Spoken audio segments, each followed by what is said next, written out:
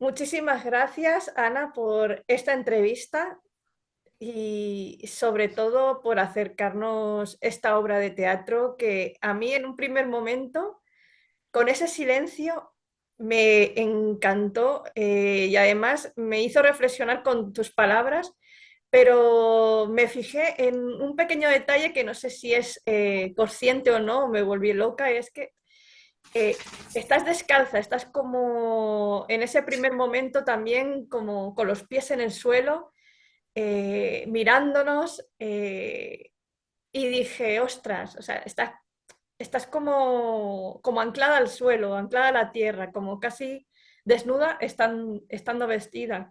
Eh, ¿Tenías claro ese comienzo, ese silencio tan incómodo para muchos, pero para mí que me hizo remover muchas cosas? Pues ese principio ha venido a posteriori. Ese principio, cuando hicimos el preestreno, va a ser ya casi un año en la Sala Mirador, que queríamos ver cómo iba, ¿no? Con esa primera dramaturgia y tal. El principio era un principio que no tenía nada que ver, ¿no? Y lo empezamos a integrar en el bolo que hicimos en el Palacio de la Audiencia, en Soria, para Igualdad, con un silencio que no había ni texto. O sea, directamente ya íbamos y enganchábamos con esto de la mujer, la señora de Zaragoza, tal cual, ¿no? Entonces probamos eso, vimos que funcionaba y que había algo que también estábamos como trasladando de la actualidad, ¿no? Que era ese romper el silencio para empezar a sanar cosas y el narrarte y el narrarte todo, a todo el mundo, pues lo que hace es, bueno, sanar y sobre todo no dejar en herencia cosas que hay que decirlas, ¿no? Sin, bueno, con mucho dolor, pero que cuando salen es como que te deja un pozo de tranquilidad dentro y de luz, ¿no? Que es como muy gustoso, ¿no? Esa vía de escape. Y el texto salió a posteriori, también en un trabajo, lo empezamos a hacer cuando estábamos en el barrio, bueno, el primer día del barrio, y dije, esto lo tengo que hacer así, y era un poco como, no justificarme, pero decir un poco de dónde venía todo ese cuento, o toda esa historia de esta madre y de esta hija, ¿no? Y de estos tres personajes, cuatro con la narradora, ¿no? Que están durante esos 60 minutos del monólogo.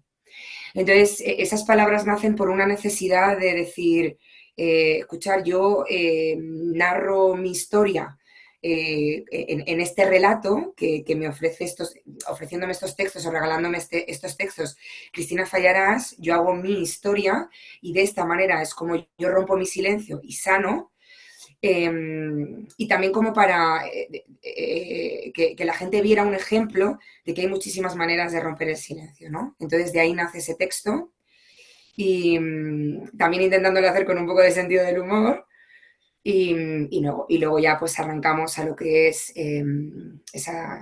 ese relato, ¿no? Que, como bien se dice en el texto, es a partir de los textos de una mujer que en tanto que son suyos, son también míos, son también nuestros, son de todas, ¿no? Y bueno, pues eso es un poco.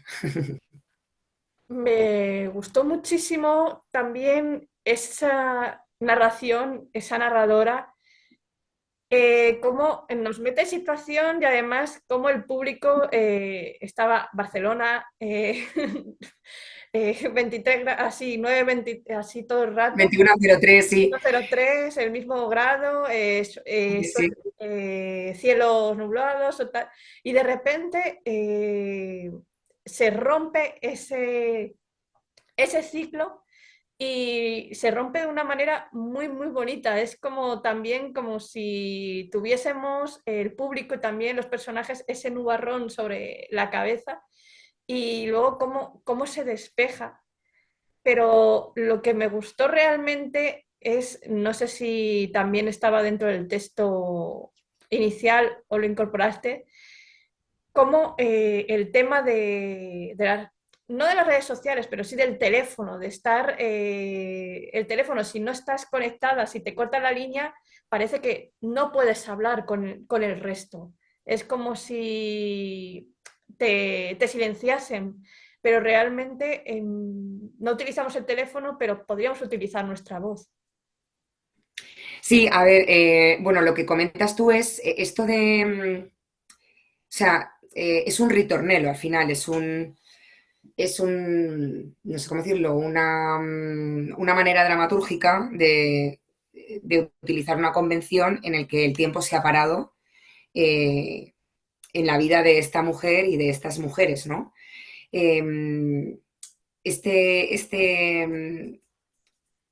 parar, este llueve, hora a las 21:03, temperatura exterior 17 grados centígrados, ubicación Barcelona, un poco lo que viene a decir es que esta mujer, en ese momento en el que le regalaron ese teléfono, esa compañía, ¿no? Paró todo de repente, porque fue cuando ella decide empezar a alquilarse, a venderse, a buscarse la vida para salir de ese bucle de precariedad, ¿no? Entonces, de lo que habla ella, que es como empieza la obra, es, pues eso, ¿no? O sea, no sé si introduzco de alguna manera el teléfono, o sea, creo que es algo como, eso sí que está desde el principio, pero es algo que viene dado por todo el tema de la precariedad, ¿no? De cómo esta mujer, llegado un momento en el que ella quiere hacerse política, y era periodista, pero en realidad no es ni política porque no cobra un sueldo, sino que es militante, pues se busca la vida y se hace autónoma, pues le regalan ese teléfono y se encuentra con que todo se para porque nada es verdad, ni es autónoma, ni tiene una empresa, ni es política, ni en realidad nada es cierto, ¿no? Y todo se para, porque ya no hay más allá, ¿no? Y está sola y lo único que hace es sobrevivir, ¿no? Y de ahí pasa, pues me tengo, no puedo, o sea, no puedo no puedo buscar una explicación porque no tengo tiempo para saber por qué me ha pasado todo esto, sino que solo puedo solucionar, ¿no? Y la manera de solucionar es, pues eso, me alquilo, me monto una campaña política, me hago un kit, el kit Teticuli, para ver si de esa manera pues lo meto, ¿no? Y además hacemos una crítica y feminista, ¿no? De lo poco que la mujer puede llegar a, a subir. Pero bueno, al final es como cuando llega un momento en el que ya no llegas a final de mes, todo se para, todo para y no avanza, ¿no? Y además es con ese lloviendo, con una temperatura odiosa, en un mismo sitio no te puedes mover, te mueves, pero estás siempre en Barcelona, pero ¿cómo puede pasar eso, no? No avanzas, no avanzas. En cambio, tú estás en completo movimiento todo el rato, porque tienes que llegar a final de mes, ¿no? Eso es un poco por qué introducir ese teléfono, porque empieza ahí todo, ¿no? Algo que me llamó la atención mucho es que hablamos de política, prostituta y mujer de Zaragoza, pero no sabemos los nombres hasta el final que, digamos, se ponen, sin desvelar nada, dos mujeres cara a cara y se llaman por su nombre. Es algo que me llamó la atención y me gustó muchísimo que esas dos mujeres eh, tuviesen nombre y además tuviesen esta relación, ¿no? Esa relación. Sí, de madre e hija, ¿no? Hombre, al final, bueno, pues claramente durante toda la obra se intenta romper ese silencio, ¿no? Y quien lo rompe es la prostituta, todo el rato es la que formula preguntas incómodas, todo el rato la prostituta es la que intenta hacer ver la realidad más odiosa, que es eh, tú también te estás prostituyendo, o sea, tú también buscas una manera de sobrevivir para tirar para adelante con tus hijos, y tú también, madre, abuela, señora de Zaragoza, también lo has hecho y también lo seguirías haciendo si lo necesitas. Es más, o sea, la cena que finalmente tienen esa madre y esa hija es también un poco el vender su orgullo, decir, paro y estoy ahí, ¿no? Y escucho a mi hija y veo qué es lo que ha sucedido, ¿no? Eh, pues la verdad que de alguna manera el que haya nombres al final es el, el reconocimiento, ¿no? O sea, el encontrarse, el nos estamos mirando, somos una madre, somos una hija, que nos encontramos que ya no estamos solas, porque ya hemos roto todo el silencio que había y nos encontramos, ¿no? Y nos decimos claramente, o sea, yo tenía vergüenza que vieras lo que estaba pasando y en realidad yo estaba deseando ayudarte, ¿no? Entonces, por eso es justo en ese momento, en el reencuentro, cuando ellas se hablan por los nombres, ¿no? En realidad la señora Zaragoza no tiene nombre, Mm, pero es mamá, ¿no? sí, Que al principio hay un momento en el que dice, ¿tú qué opinas, mamá? Pero nadie le contesta, ¿no? sí. Y es porque quizá la madre igual no está ahí todavía o no es capaz de decir nada, ¿no? Con la semejante burrada que ha hecho la hija, ¿no? De se hacer tortillas, ¿no? Em, pero, pero sí, es el momento de que la prostituta haya dicho lo más grande, ya no hay marcha atrás y se encuentran, ¿no? Y se encuentran y se ven y, y se dicen las cosas. Y ya ese ritornelo del que hablábamos antes, que era siempre parar, ya no existe. Ya es como que se ha despejado, hay nubes y claros, son las 12 de la noche, hace 25 grados y la ubicación no es Barcelona, sino que es casa, ¿no? Que es verdaderamente donde se está bien. Hablando de, se me venía a la mente la escenografía, que a mí me llamó poderosamente la atención el libro con la página comestible, la mesa, las sillas y bueno, los tacones y el jersey rojo, pero en algún momento de la obra hay dejas la silla y los tacones en la silla. Y yo, mientras discurría la obra, yo me quedaba mirando a la silla y a los tacones diciendo, ostras, ¿qué sentido puede tener la silla ahí y los tacones encima? Y además unos tacones llamativos, de color rosa, tirando así. Pues la escenografía está pensada en que sea negro y todo el atrecho rojo, por esa cosa de las vísceras, de lo femenino, bueno, de nuestros órganos, de nuestra regla, de lo que es la mujer, ¿no? O sea, un poco. Y lo negro es porque, o sea, y la escenografía es como lo más neutro posible, ¿no? Entonces, es verdad que esa silla y esos zapatos rojos representan a la prostituta, que de alguna manera sabemos que lo está haciendo la narradora, como bien está haciendo todos los personajes, que es como una distopía eh, que cada uno la puede leer como quiera, ¿no? Pero también se podría leer, ¿no? En que es una actriz que realmente hace todos los personajes, ¿no? Y está contando la historia esa actriz, ¿no? No lo sé, pero lo que representa para nosotras la prostituta es, ya te digo, esa incomodidad constante y ese querer romper silencios y ir al grano de la cuestión y decir, eh,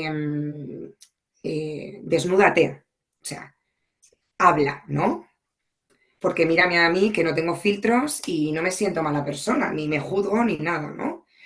Entonces, de alguna manera, cuando dejamos la silla y los zapatos de la prostituta fuera, en ese sitio que tampoco está fuera del todo, o sea, que se puede ver, Así. claro, es porque de alguna manera es como, la prostituta no ha existido en ningún momento, pero lo que ha dicho sí que era real, ha estado ahí, ¿no? Y eso es lo que hace que en ese momento se encuentren esta madre y esta hija, ¿no? Porque la prostituta viene de un monólogo muy fuerte que dice cosas verdaderamente duras, ¿no? Que habla de qué es el delito, o sea, dónde está la ley, qué es el delito dentro de esa ley, qué es a lo que llamas tu ley. Y si yo, por ejemplo, hago este trabajo, estoy infringiendo la ley, si estoy dando de comer a mis hijos. O sea, hay ahí como un monólogo muy potente en el que, bueno, pues la prostituta como que desenmascara todo el sistema o lo que ella opina del sistema, ¿no? Entonces, eso, de alguna manera, afecta a estos dos personajes. Entonces, no podíamos sacar a la prostituta. O sea, la prostituta de alguna manera no ha existido, pero sus palabras sí, su esencia sí. Porque ¿quién dice que ese personaje no es la conciencia de estas dos personas? No lo sabemos, ¿no? O son palabras o son frases que ha dicho esta mujer y esta hija, pero que no son capaces de reconocer. Pues esto es una metáfora, ¿no? Es una conciencia, es una cosa que está desenmascarando, como te decía el sistema, ¿no? Desenmascarándoles a ellas también. Y, y no queríamos que se fuera del todo porque en realidad ha estado toda la obra, pero no ha estado. Entonces por eso la dejamos como aparte y siempre con esa luz, porque esa incomodidad ha estado todo el rato y va a seguir, ¿no? Y ha formado parte de nosotras. A mí me maravilló eso porque yo decía, ¿es tu personaje, es el personaje de la narradora o es el personaje de la política que como antes había sido escritora, está escribiendo cómo se siente de algún modo y lo está expresando en voz alta? Entonces digo, te lo tengo que preguntar porque dije, ostras, o sea, y según salía de la sala, la gente estaba... la gente se cuestiona y es algo muy bonito que en la obra la gente salga y se cuestione y oye, ¿y la prostituta, oye, ¿y qué pasa con...? O sea, es algo que siempre me gusta muchísimo y también me encantó cómo juegas con tu cuerpo, es decir, esos, no sé si ejercicios o esas... eh, porque el teatro no solo para mí son palabras, sino también es corporalmente hablando. Y cómo corporalmente hablas es una pasada. ¿También tenías pensado bailar de ese modo? Bueno, bailar sin palabras, Sí. pero A ver, yo estoy formada en teatro físico por el Instituto del Teatro y he bailado muchísimo en mi vida, danza contemporánea. Y para mí es importante que las piezas que hago tengan una coreografía. No es una coreografía de movimientos, porque cada cosa que hago intento llenarla con verdad, está claro, ¿no? Y por qué voy ahí, por qué voy allá, ¿no? Pero bueno, es verdad que sí, que está muy pensado el tema corporal, está muy medido, está muy integrado y, y bueno, y el momento ese en el que hay esta danza, en realidad es utilizar los recursos que tengo como actriz para dárselos a la política para seguir alquilándose, ¿no? Seguir vendiéndose, ¿no? Entonces, bueno, pues eso es un poco, ¿no? Siempre está conmigo lo físico, siempre para mí es lo que le da volumen al trabajo que hago y lo que a mí también me da una organicidad para encontrar la verdad en el texto. hablando del texto, aunque el texto lo has ido adecuando, aunque ¿cómo empezó, digamos, el texto inicial y qué has ido añadiendo tú según han avanzado las funciones? Igual que ese silencio que antes no estaba, ¿has añadido algo al texto inicial? Sí, hay muchas cosas. Hay cosas que he añadido y hay cosas que he quitado. Había cosas que he quitado que, bueno, en el preestreno a mí no me... Bueno, cuando entras en un trabajo como este es muy complicado como darte cuenta de que no te puedes ir por más temas, ¿no? Y que como que hay que simplificar mucho en el tema que nos pertenece, ¿no? O sea, entonces queríamos hablar de la precariedad eh, femenina y queríamos hablar de el silencio y la vergüenza que eso conlleva, ¿no? La precariedad y todo lo que lleva, contándolo desde la historia de un encuentro en una cena de una madre y de una hija. Entonces, cuando te pones a crear, aparecen temas, o sea, en la Mirador nos dimos cuenta de que había temas que no tenían relación con el tema central, que era el hambre, la precariedad y todo esto, ¿no? Entonces era meternos como en un melón, abrir un melón que no es que no nos apeteciera abrir, sino que no era necesario, ni teníamos el tiempo, ni nos apetecía en ese momento, ¿no? Entonces, bueno, pues cuando te pones en un proceso delante de la gente, es cuando dices, vale, esto no.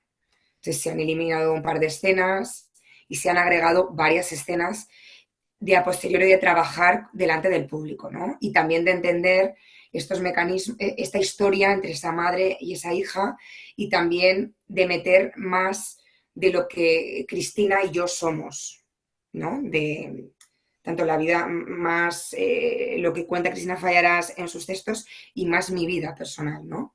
Entonces, a partir de ahí es cuando crece, porque claro, cuando trabajas con una dramaturga, pues bueno, pues al principio es como una, por lo menos es mi experiencia, ¿eh? No digo que esto sea así, pero en mi experiencia el trabajo con la dramaturga ha sido para poner unas bases y anclar unas bases y a partir de ahí ponerlo cara al público para ahora sí tener una historia y tener una dramaturgia, por así decirlo, con esta historia soterrada de esta madre y de esta hija que al final es mi historia vista desde el punto de vista de la hija y metiendo mucho más de enjundia de todo lo que contaba Cristina Fallarás en sus textos.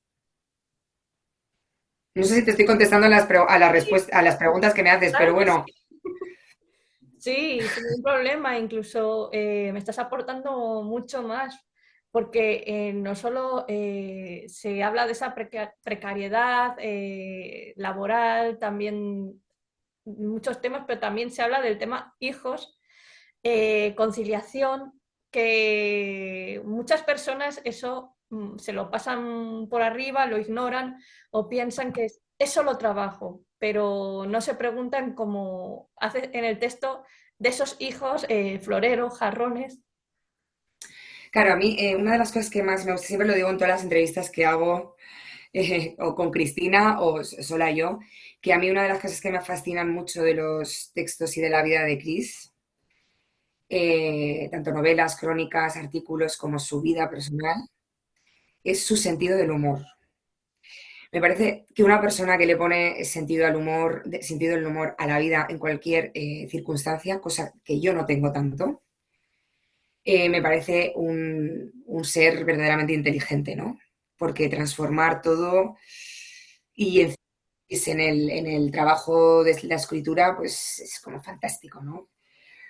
Entonces, claro, o sea, en realidad, cuando tú estás ante una situación, y esto es por las experiencias que ha contado Cristina, en el que a ti te han desahuciado con dos hijos a cargo y te tienes que ir a una cabaña que te presta una amiga y te tienes que ir a coger hierbas del campo para hacer unas sopas a tus hijos, pues se te ocurren millones de cosas de qué hacer con tus hijos, ¿no? Y en toda esta locura se te puede ocurrir escribir de cómo te comes una pata de la mesa de madera o cómo puedes confitar a tus hijos, ¿no? O cómo tu amiga se hizo un bonito cinturón portaherramientas o la otra hizo... entonces, la obra lleva un crescendo también, ¿no? Que es como que esto aparece, lo de confitar a los hijos, es como que de repente hace como una cosa de... y hace... y te vuelve como otra vez a darte una hostia y a entrarte como en la comedia más ácida del mundo.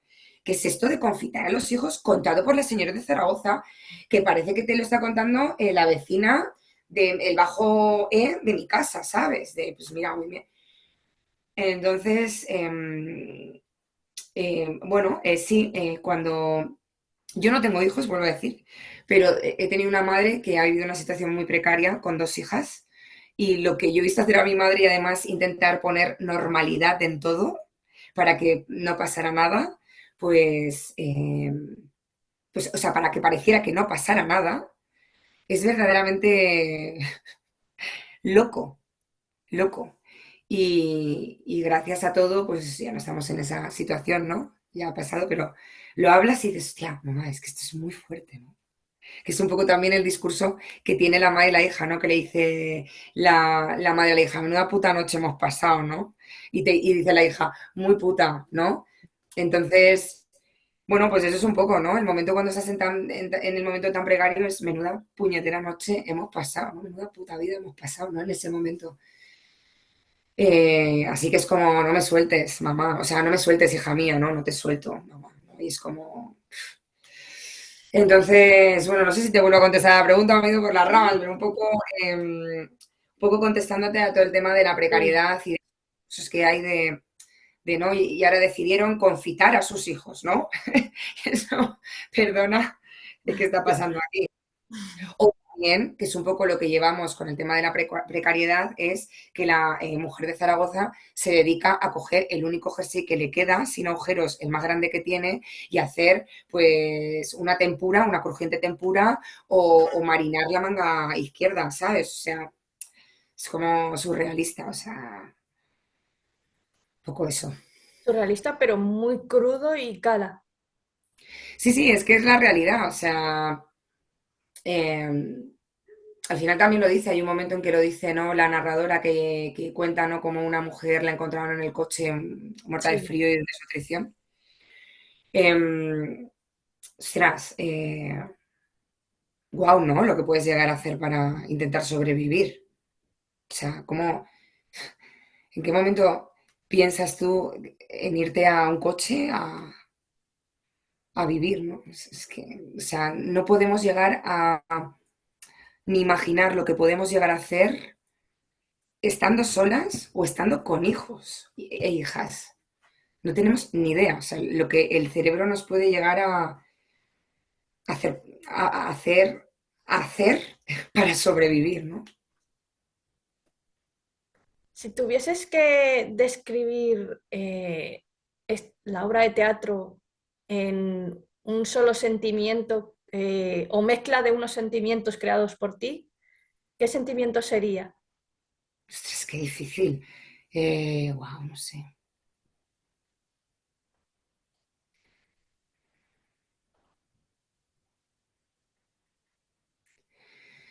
Y esta obra la podría definir como el miedo como motor, ¿no? El miedo como motor, el miedo, el sufrimiento reparador, eh, la risa y el llanto. Sí, un poco va por ahí, ¿no? Es una obra con mucho contraste y mucha simbología, ¿no? Pero sí, como el miedo como motor, el miedo, el sufrimiento reparador, lo trágico con lo cómico, ríete por no llorar. No, era un poco, sería un poco así, ¿no? Y sobre todo em,